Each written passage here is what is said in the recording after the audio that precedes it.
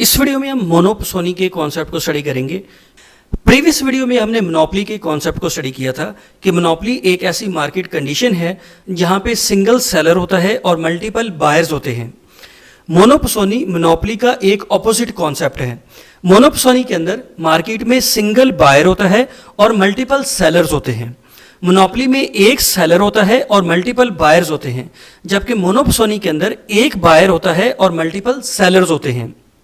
जब हम मार्केट की क्लासिफिकेशन करते हैं कंपटीशन की बेस पर, तो मार्केट की दो डिफरेंट टाइप्स होती हैं, परफेक्ट कंपटीशन मार्केट और इम्परफेक्ट कंपटीशन मार्केट।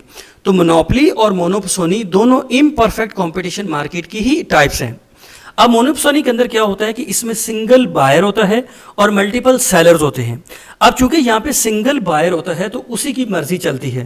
मोनोपोली के अंदर सिंगल सेलर होता है तो उसी सेलर की ही मर्जी चलती है, और वो सिंगल सेलर प्राइस मेकर होता है और जो बायर होता है वो प्राइस टेकर होता है। लेकिन मोनोपोसोनी के अंदर सिंगल बायर होता है और मल्टीपल सेलर्स होते हैं। तो मोनोपोसोनी के अंदर चूंकि सिंगल बायर होता है तो यहाँ पे बायर प्राइस मेकर होता है और जो सेलर होता है ना वो प्राइस टेकर होता है। ठीक है, मार्केट के अंदर जो एंटिटी सिंगल होगी ना उसी की मर्जी चलेगी। मोनोपोली के अंदर सेलर सिंगल है तो सेलर की मर्जी चलती है, और मोनोपोसोनी के अंदर बायर सिंगल है तो यहाँ पे बायर की ही मर्जी चलेगी।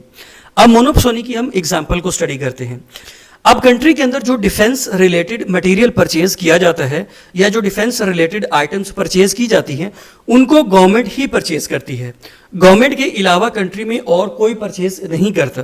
तो वर्ल्ड वाइड बहुत सारे सप्लायर्स हैं जो कि डिफेंस रिलेटेड इक्विपमेंट्स को सेल करते हैं, और उनको परचेज करने के लिए एक ही एंटिटी है, एक ही बायर है जो कि गवर्नमेंट होती है।